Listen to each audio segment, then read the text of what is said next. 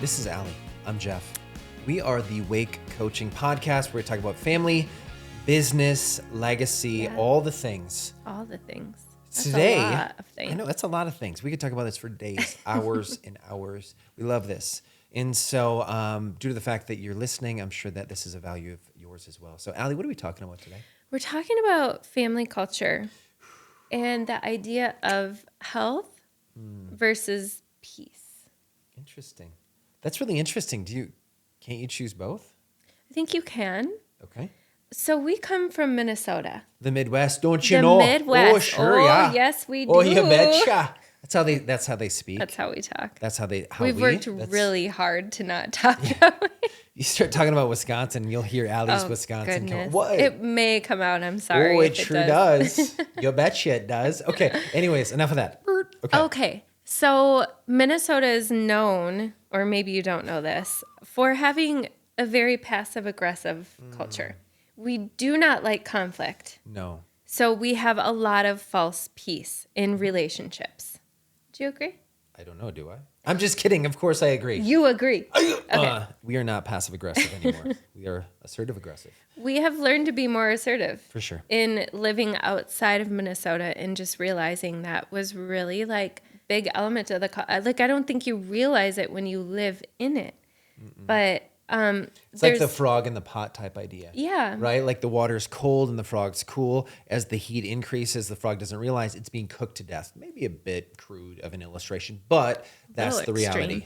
But yeah, I mean, I think like we're just very used to being in relationships and cultures, whether it was in our families or friendships or even workplaces where things just kind of get like pushed down. Like we'd much rather they just push it down and not acknowledge that it's there, not acknowledge that we were hurt, you know. Or just give the excuse, like let the person up and think, well, that's just Bob.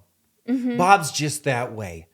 Well, if Bob is an a-hole, let's call him on being an a-hole. Let's actually make a point of it in a meeting. Say, Bob, the way you're acting, the way you're treating other people is not acceptable. Yeah. But from the culture we were in, we'd rather dance around, well, that's just Bob. And then everyone else deal with Bob being that way. That's even the idea about wake coaching. The way that you live, operate, carry yourself, you create a wake, you know, behind you. And either it's heads bobbing like crazy, like what just hit me because this boat buzzed past me and steamrolled me, or because you create a wake, are people behind you living at a greater level of peace because you're doing it in a healthy way. Yeah, and so we just see these dynamics play out in families, workplaces. I mean, it really doesn't matter. But we've come from it and we see that it's really unhealthy, but it's not always like recognized as unhealthy because there can be just this false sense of peace where like everyone's just kind of painting on a smile and there's a performance element where we're pretending, we're performing in our relationships or in our workplace. Like everything's great, I'm awesome, you're great, I'm great, we love each other, and that might be the case, but there's all this tension and all this kind of beneath the surface that's going to come out at some point. It's going to come out at some time. And we talk about it coming out sideways, where it's 100%. like, you know, you're frustrated, your capacity to like handle any more just stress or whatever is like up to here. And all of a sudden it comes out on somebody else that didn't have anything to do with it, right? That's huge. We use the phrase, like I use the phrase often, like you end up bleeding on someone that didn't cut you, right? Like Bob is being a jerk at work and I'm just passive about it. And then I get home and I'm aggressive with my wife and kids. And well, why, Dad, I wasn't, why don't you, if I were assertive, because there is a third option. If I were assertive with Bob at work, I could leave that at work, or I could at least get in my car at the end of the day and feel like, man, I'm so glad that I spoke up, or that I stepped up, or that I didn't take it anymore, and I stood up for myself rather than continuing to take it and then go home and take it out on my wife and kids. So we really just want to focus on this idea of not having false peace, but having healthy conflict, therefore really healthy and whole family and healthy and whole relationships within the family. So I think step one is speaking up. Like literally like finding your voice, speaking up, To quote the musician Axl Rose from Guns N' Roses, silence isn't golden when I'm holding it inside, right? If you're holding something inside, it's actually literally, it's like, honestly, it's creating a lot of angst, a lot of issues. Your body like keeps the score. Like that's going to come out sometime later, where if you verbalize it, you speak up, you say something, even raising your hand and saying, hey, Bob, why are you acting this way? That can be really scary. But you're actually like posing a question in speaking up. It doesn't have to be immediately confrontational, like, Bob, knock it off. It can be like, hey, Bob, do you know that when you say this or when you talk like that or when you elevate your voice, it makes us feel or it makes me feel? That's a huge way to find your voice to be assertive, not passive, not aggressive. Just clearly, there's a third way, being assertive and standing up and speaking up for yourself. That's huge. Yeah. And if we're not used to doing this in our family and we're not raised to have like healthy conflict, to have crucial conversations and do that kind of naturally as a part of maintaining healthy relationships, then it becomes so much harder as an adult in a professional setting. And, I do business coaching, and pretty much every one of my teams, there are people who are managing other people, and they have a lot of fear around having critical conversations with people or crucial conversations, giving direct feedback. It's a very uncomfortable thing. And so I think I'm sure it's not really just a cultural thing within the Midwest. I think we all tend to do this. We just want to like sweep aside the things that we're feeling about people, and we'd rather have peace, but you don't have true, genuine peace unless you're willing to have the uncomfortable conversation. And I think even with that, the uncomfortable conversation is a nice way to say conflict. Yes. I truly believe that if you don't have conflict, you're not going to have like a healthy relationship. Let me just be clear, like a healthy conflict, not unhealthy. Like some people, it seems like they love conflict. Well, that person, that's different, okay? But when you honestly respect the person, you see something, they're going sideways in their life, and out of love, you speak up, and it creates conflict because you're sharing something that they might not see because they have a blind spot. That ultimately is love. So Solomon in the book of Proverbs talks about that as iron sharpens iron, so does one man sharpen another.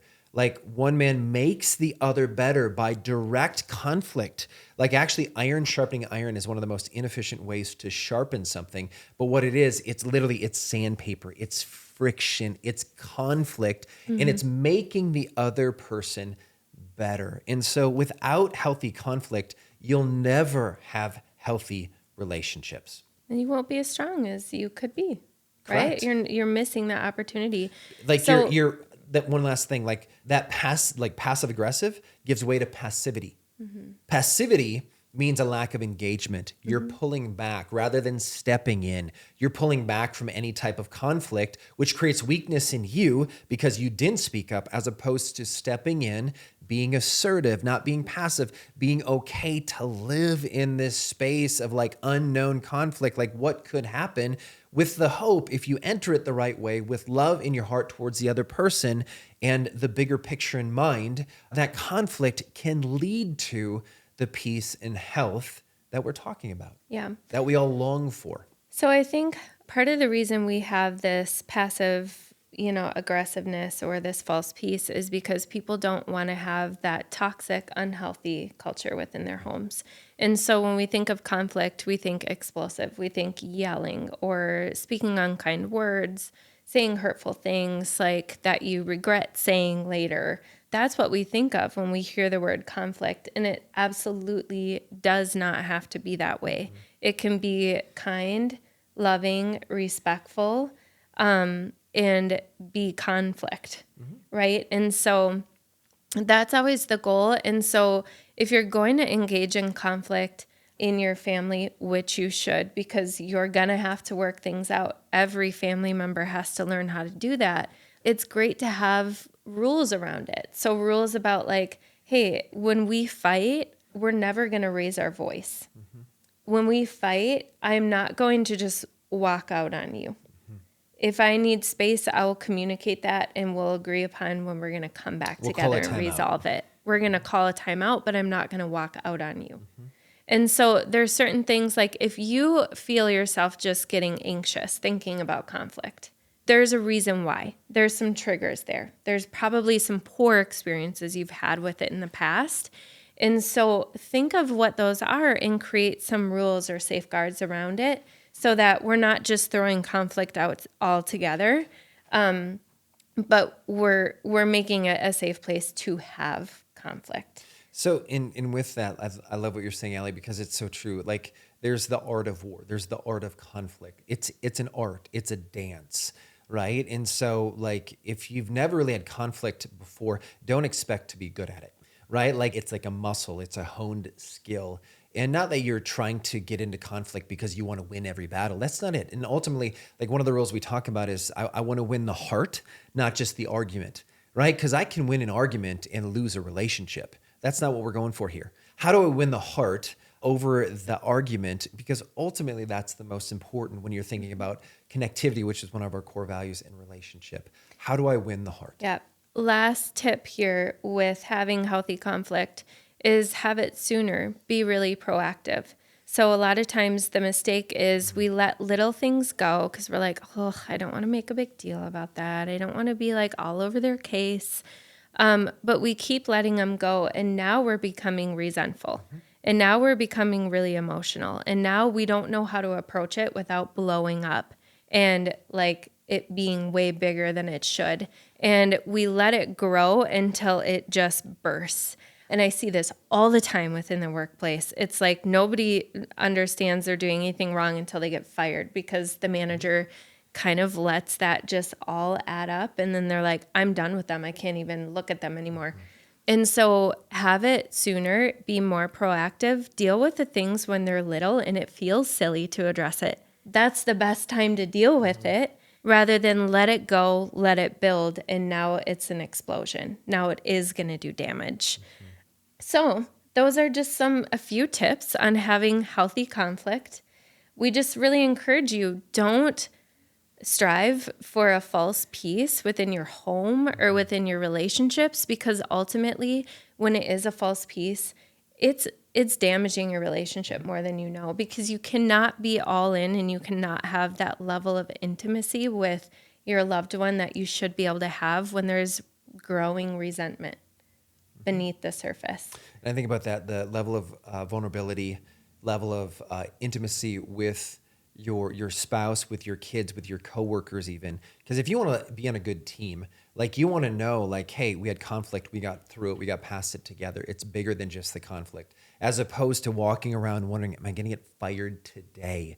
So if you have that thought in mind, don't sleep on it. Don't sit on it. Don't wait on it. Speak up. Ask the question, hey boss, how am I doing today? Hey boo, how am I doing in this area? Or Allie bring it to me, be like, hey Jeff, you left your sock on the floor again. Oh shoot, sorry. Like while it's small, like nip it in the bud before it becomes a tree idea, concept. Mm-hmm. So we encourage you, don't just be okay with living with a false sense of peace. Be assertive.